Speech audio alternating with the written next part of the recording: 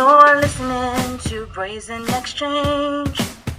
Hello, good morning. Welcome to Brazen Exchange. I'm your host, Vanessa Emadi. We have public health in the building. Hello, Bolu. Hello, Vanessa. Good morning. How are you? I'm doing well. So good to see you. So, me and Bolu did our degree in microbiology. In fact, project Yeah. partners. That's how we became close. Yes, And yes, yes, then yes. Bolu went on to bag a master's in public health. I'm saying congratulations. Thank you, baby. So how has that been? Was that always the plan, like from getting your degree in microbiology to getting a master's? Was that the plan all along? Okay, I would say that it wasn't always the plan. I mean, as at the time that we are doing our degree, I didn't even have a plan of maybe I'm going to have my master's or something. But during the course of my degree, I'd always been involved in all these public health campaign programs and everything. Maybe there is immunization, all these mass immunizations and everything. I was always involved at some point or the other. Whenever I had time, whenever we are on break, I literally go home to, work and do all this stuff because I have people that are in that field like a lot.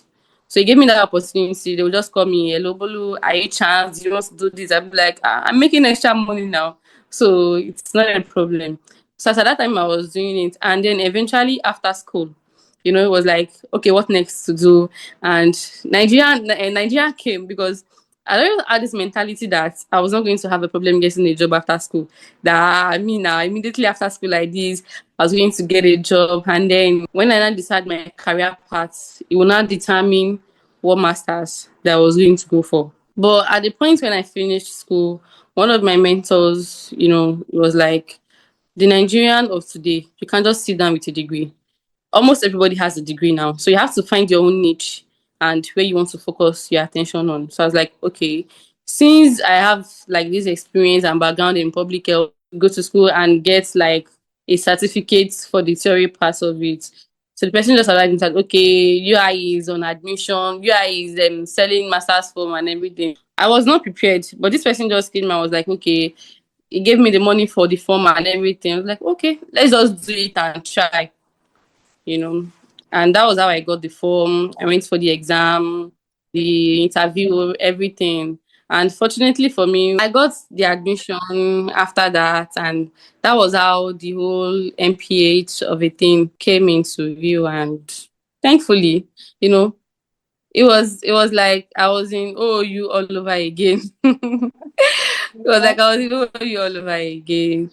But I would say that I think the experience that I've had on these all these programs I'm always doing, it actually helps me because at the time that we finished, I had better scores than when I was in OU, and it was like a completely different path. Microbiology to public health. There was nothing that was even similar. I came from doing maybe virology, parasitology, to me doing finance. I was doing accounting. I did accounting all through. To me doing finance, to me doing office management. I was doing epidemiology. Like public health is like a lot. Yeah, I can So imagine. it was not. It was as if I was entering a whole new, different terrain. But when I finished, sef, I had better scores than you said. I was like, wow, thank God. So that was it.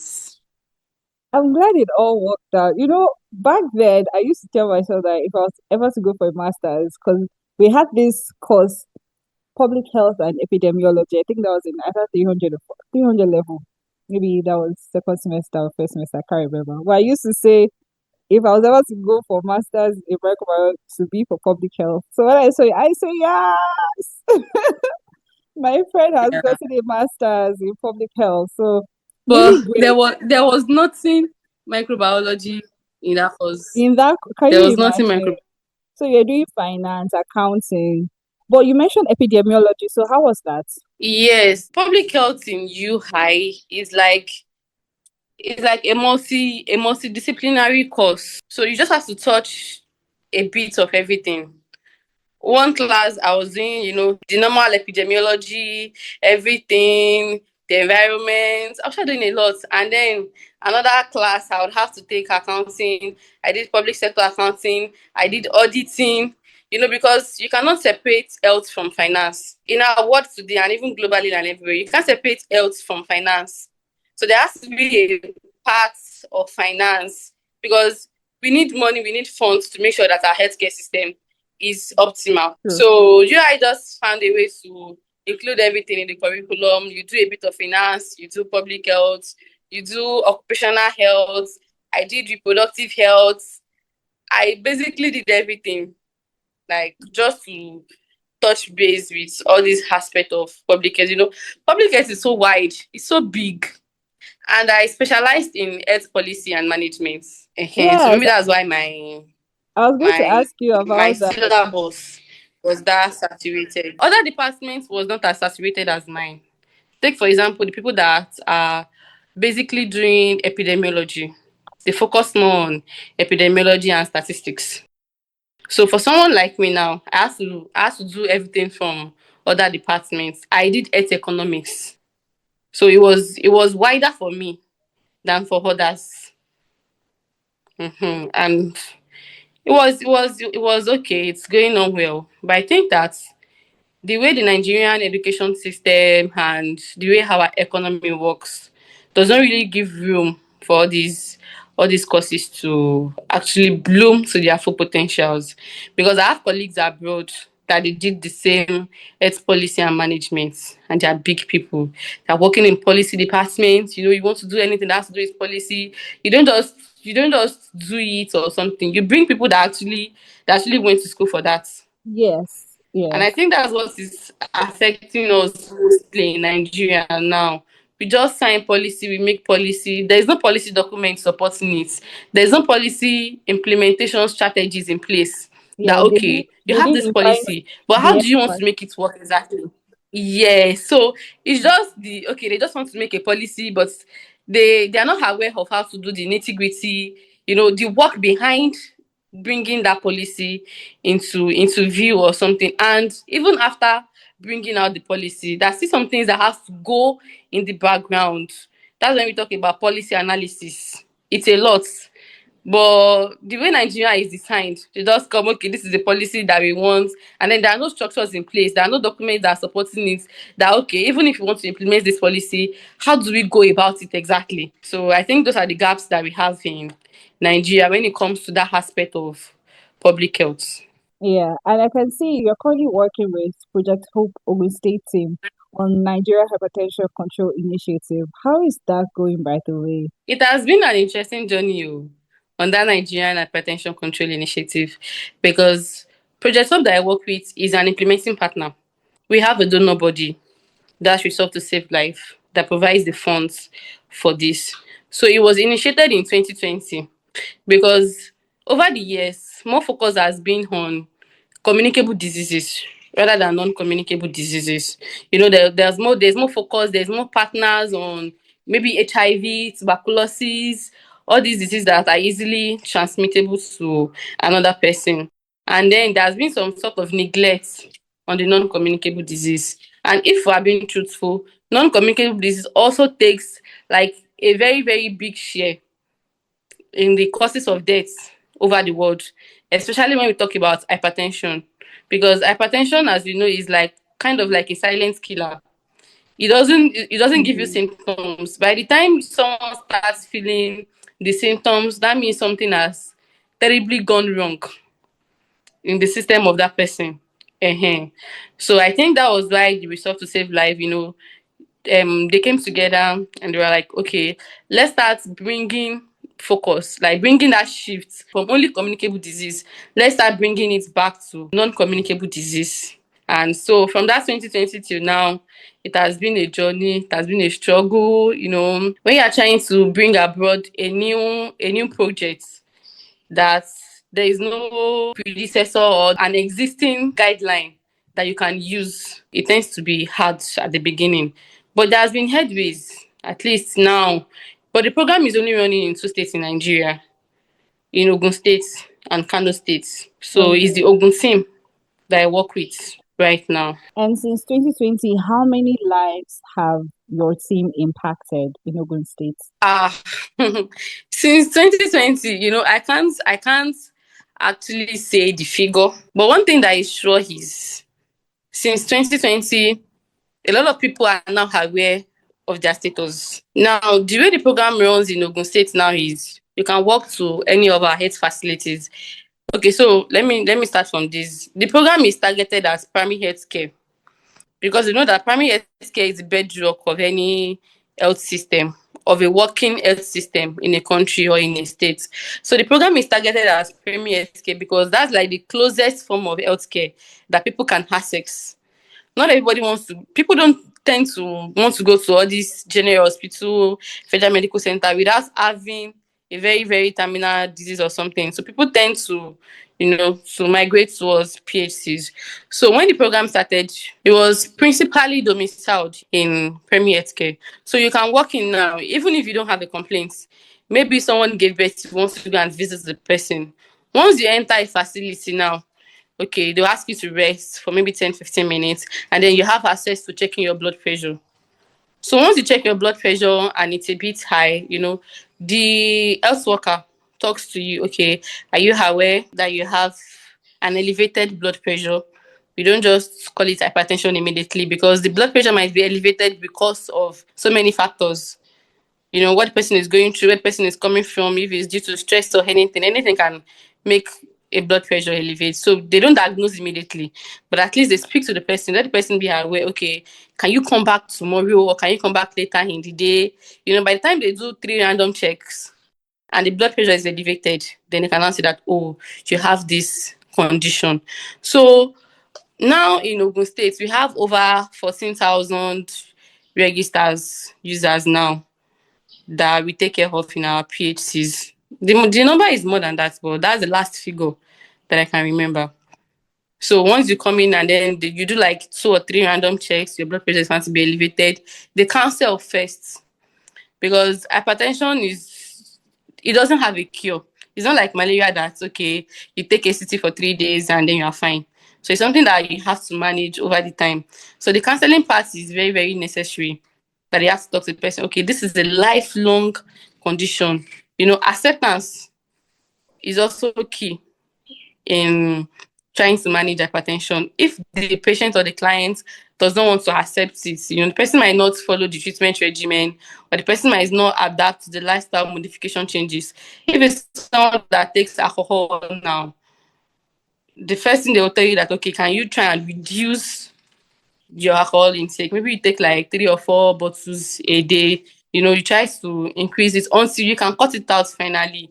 And then if you're someone that lives a sedentary lifestyle, they try to tell you to, okay, you have to exercise your body, you have to do this, reduce your salt intake, reduce your red meat intake. So it's a whole lot package in one thing. So that's like the first part before they now even start the person on treatment. And it's like a monthly checkup. You have to, when you use it this month, you have to come back the following month. You have to recheck your blood pressure to make sure that, okay, is this drug effective? Are you using it the way you're supposed to use it? Is everything going on well? So if after some months the person is taking the drugs and the person said that he's taking it very well, there is use of drugs and there is appropriate use of drugs. So if you're not using it very well, maybe you use it in the morning and then the following day you take it at night, the third day you don't even remember to take it. You can't expect that the drug is going to work optimally. So when those has been established and the blood pressure is still not controlled, we now refer the person to secondary facilities. Okay, it might be some other things that is causing it. You just go there to do a more comprehensive checkup to actually know what is going on. PHCs are limited to what they can do. So and that's why we focus on primary uncomplicated hypertension. How do you create awareness for this disease? We make use of different ways to create the awareness. Number one is at the health facilities. When there is antenatal, pregnant women, they come for antenatal. So when they are doing their health talk, they usually inform them, okay, when you get home, inform your husband, let them come for this, inform your relatives, inform everybody. And then at each primary health care centers, there's this forum, WDC, World Development Committee. It's like community and health worker forum. Like the community people, the community where the health center is domiciled, they have like representative that they come to the facility to hold a meeting every month. Because since the PHC is domiciled in the community, it's good that they have a good relationship with the people that they are serving, because they are there to serve the people of the community. So the community have representative for people that comes to the facility to hold a meeting. So whenever there is any campaign, any program that wants to come up, when I say campaign, I mean all this program is not political campaign. No. So they inform them, and so they use that method too to also share the information. And each facility has what we call community mobilizers. Community mobilizers are also people that domicile in the communities. So they come to the facility, they take information and take it back to the people in the community. And we also do outreach. Last year there was a project that we did. The project is tagged 10 million. So a lot of this thing came together, and hypertension was also part of it. Outreach, just to talk to people. Checking blood pressure in facilities does not cost money. You just have to walk in and talk to the person at the OPD that, okay, you want to check your blood pressure. So they attend to you, they tell you to sit down for some few minutes, and then you check your blood pressure. And then there are also radio jingles, televisions, and everything. My program officer used to go on radios like often to talk about this. And also people working at the Ministry of Health, they do that too. And this coming Sunday is World Hypertension Day. So by Monday of it, we are going to be doing a program to also create awareness about it. So, in your Thank you. own way, thank you. Because I see that you regularly post on your status things about health, hypertension, drink water, and things. So, aside from that, in your Yeah. own way, how else do you inform people about hypertension and taking care of themselves? And how are you taking care of yourself? Like, how has work been with life in general? I've been fine, and you know, I regularly visit these premier skills, especially the ones that are in my purview. I was still at one facility yesterday, so I also use that opportunity to also check my own blood pressure, so that let it not be that we are trying to fight against it. We are not the ones that have the condition, and then we are not aware of it. So Mm. I try to do that, and then my parents are teachers, both of them. They're retired now. But before they retired, whenever I go to their schools, I have this opportunity to speak to their teachers and everything. They were head of schools before they retired. So I also talk to them too. And then I tell them too that whenever you're having all these your parent teachers association meetings, you know, part of you caring for their children is also making sure that the parents are also okay. Because if the parents are not okay, it's going to one way or the other also affect the children that you are teaching. So also pass the information to them. It's very easy now. You don't have to go to general hospital or something. Just walk into any premier healthcare center that is close to you, and then you just say what you want. And even if you don't say what you want, once you enter, they will just tell you that, okay, please can you sit for some minutes, and then we'll check your blood pressure and everything. It's Thank been a good you. one. It's been a Thank good you, one, Vanessa. indeed. Yeah. So you've touched a bit on policy, right? But what can you speak on regarding the public health states in Nigeria? You go to primary health care centers, you see how things are being run. What do you think about our public health in general? I think the main issue that we have with the state of our public health is what we call monitoring and evaluation. Is a very key aspect of public health, because whatever you are doing and then you're not giving proper monitoring, proper evaluation of it, then I don't know, it might fail or it might not really work as optimal as it should be. Even in this program that I say that we are running, we do monitoring from time to time, evaluations from time to time, just to make sure that yes, because we have targets, just to make sure that okay, we are on the line to meeting our targets. So I think the problem that we have in Nigeria of today is that we just do things, and then there is no check and balance. There's nobody that is, when people are aware that yes, external bodies can just come in at any time to come and check what I'm doing. I think it's kind of put them together, they're conscious of what they are doing, because they know that people can just walk in, people will just walk in incognito, and you won't know who they are. They just sit down and assess what is happening, and they make their reports from there. So I believe that if the Ministry of Health and all the external bodies that are involved can make that aspect, can make it more effective, it's going to help. It's going to help a lot. It's going to help a lot. A lot of things that we just do lackadaisically are going to change. Everybody's going to be on their best behavior and everything. Because if it's health we are talking about, and if we fail in our health system, I think we have failed generally. And even out of health system self, monitoring and evaluation is even what's affecting our politics these days. Because these politicians, they just come and do whatever they like. There's nobody checking them, you know. So it's not really only health aspects.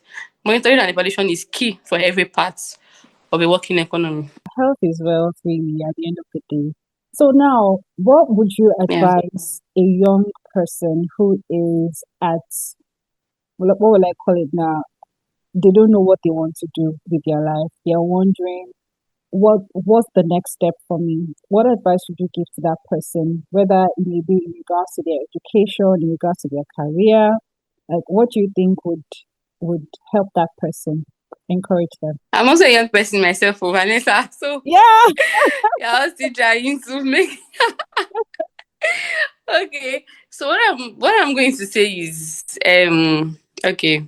Mindset is very important. Like our mindset is very important. So we should not in any condition, just look down on yourself. I think that's the first thing that is important. When you condition your mind that yes, no matter what the economy is like, no matter what it is like outside, I'm going to be okay. I'm going to make my own part.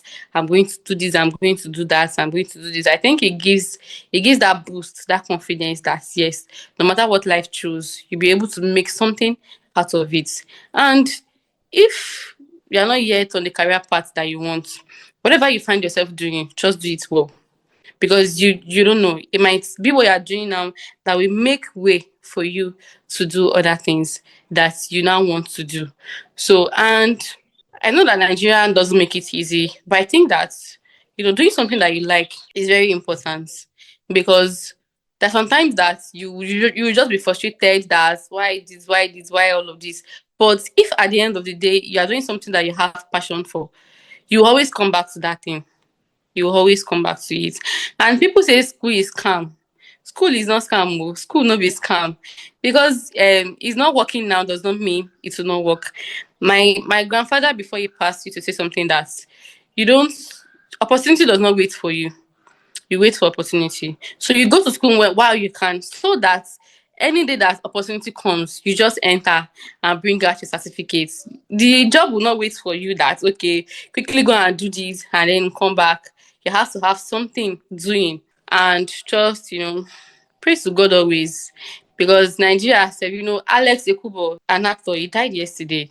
And it just got me thinking. He got me thinking. He got me thinking a lot. This guy has made his own path in this world. He has, no, his craft, his career, even his relationship with people. People are talking good about him, and you can know he lived a happy life before the illness comes. So at the end of the day, we should just be happy in whatever ways, whatever thing can bring you happiness. Please just be happy and do the part that you can do. And we should not let frustrations, lead us into doing something that will end up regretting at the end of the day. It might be tough now, but it won't always be tough. The decisions and the actions that we take when it's tough is going to make us or mar us when it gets better. So I think everybody should just do whatever you can do for now, and please be fine with it. No suicidal thoughts, nothing. Take care of yourself, exercise, eat well, drink water, and you'll be fine. yeah, I think you said it best. You said it best. Just have that good mindset, really, because no matter how tough the economy is, you can actually make something happen for yourself as long as you maintain a positive mindset, a positive attitude. It's been a delight chatting with you, Bolu. Thank you so much for coming on my podcast. Anytime, I would love to do this again and again and again. And don't forget to exercise, drink water, and check your blood pressure regularly. Yes. Gone are those days that it's only adults that is affected. Oh. Now anybody Yeah. can be affected. That's why Yeah. we try to screen from 18 years old. Once you are 18, you should regularly screen for high blood pressure. is Honestly, important. my brother was telling me the other day about a young guy who died because of stroke. A very young Yes, guy, and I'm wondering how come, like, from it where? happens. If you check his family, his lineage, there's over 70% probability that maybe both of his parents or one of his parents or his grandparents, somebody is in his line has high blood pressure. So that's why it's also important that our parents also know their status. As a parent, when you know your status, you're able to guide your child that, okay, oh, I had this, I have this, I have this. So please check regularly for yourself so that you know too. And you try and avoid having it at all cost. And so that even if you have, you can be aware and then you can start the management immediately because there's no cure. So Okay. that's it. Till next time on Brazen Exchange, I'm your host, Vanessa Amadi. Goodbye.